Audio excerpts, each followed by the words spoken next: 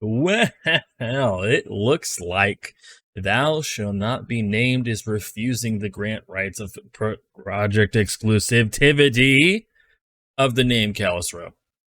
Yeah, but thou shalt not be named, Arcanum, refuses, which sucks, you know? I guess the man still believes that he's going to come back at some point in the future and have zero issues streaming. Obviously, he'll probably be a much smaller streamer by then, since Twitch has decided to take no action.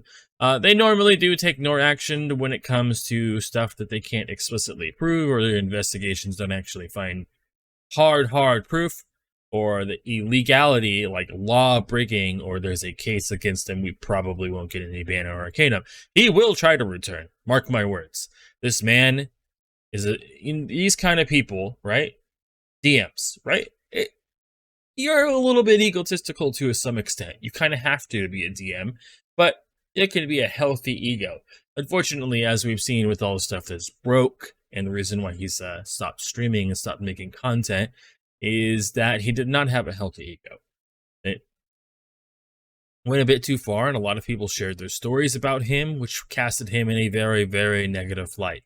However, it was not a negative light enough, or there was not a proper investigative stuff done to actually have him get banned, as is the case with lots of these types of things. Many victims don't seek legal action because they believe that nothing will happen.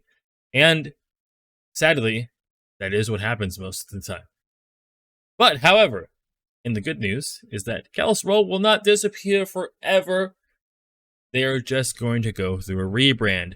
On the 11th, so in 5 days or 4 days, or whenever this video goes up, we will have an announcement about what the new name for Callous Row will be, which is cool. I never watched a whole bunch of Callous Row, but I do know about it. I do know it's like VR Roleplaying, and I've watched a few bits here and there, and I do think that it's really cool.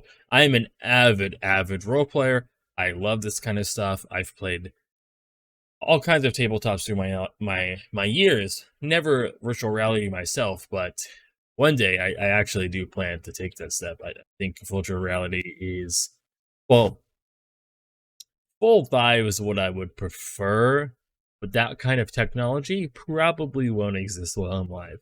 But if it does, then I'm like a 70-year-old man who has the ability to do that.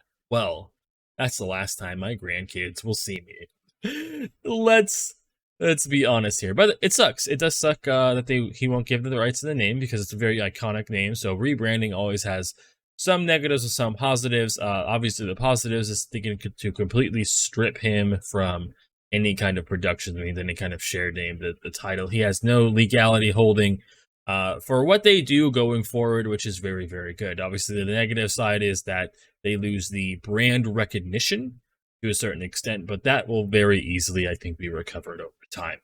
But it's really cool that I'm glad that they're deciding to go forward, because I do think that it was a very unique thing that was done, and I would like to see more of it.